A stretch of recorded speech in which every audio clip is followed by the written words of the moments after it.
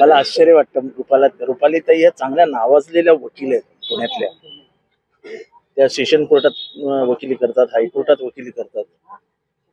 एवढ्या सगळ्या ज्ञानी असलेल्या रुपालीताई एवढी मोठी चूक कशी काय करत हेच समजत नाही मला. एक तर माझा डीपी काय आहे त्यांनी बघायला होता. माझा डीपी आंबेडकरांचा आहे ट्विटरवर. आंबेडकर फॅशन नाही फ्युजन है, तो डीपी आहे माझा. दुसरी गोष्ट, असा चॅट कोणी बांगर कुठे हे आणि मी एकत्र होतो सकाळपासून. माझं 3:07 भाषण संपलंय आणि 3:26 ह्या चॅट आलाय. म्हणजे वैफल्यग्रस्त झालेले, अस्वस्थ असलेले समर्थक काय करतात याची उत्तम निशाणी. आणि मग कसं म्हणता तुम्ही की धनंजय मुंडेंच्या मागे आम्ही काय नाही, आम्हाला काही हे नाही करायचं. अख्खी टीम कामाला लागते.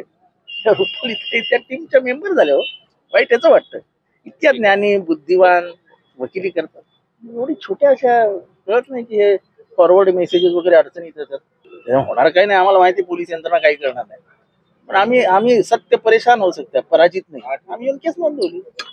आता माझं एवढंच आव्हान आहे की हिंमत असेल तर माझा चॅट हा ओरिजिनल आहे हे त्या वकिलांनी सिद्ध करून दाखवावं.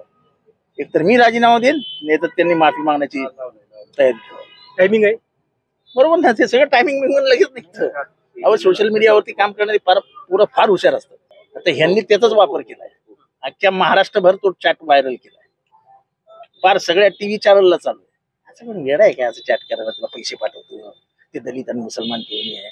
काय कशाला दलित आणि मुसलमानांना मध्ये दिसतात? ते काय पैशाचे हावरट आहेत काय? पैशाने विकत घेतले जातात काय दलित आणि मुसलमान? बस करा जातीपातीचं राजकारण, बस करा, बंद करा. याच्यानेच वाटोळं झालं महाराष्ट्राचं. हे जे काय घडतंय ना बीडमध्ये, ज्याचे जे पडसाद उमटतायत हे जातीपातीच्या राजकारणाला हे करता ना, त्याच्यातनं हे परिणाम दिसतात. बंद करा, बंद.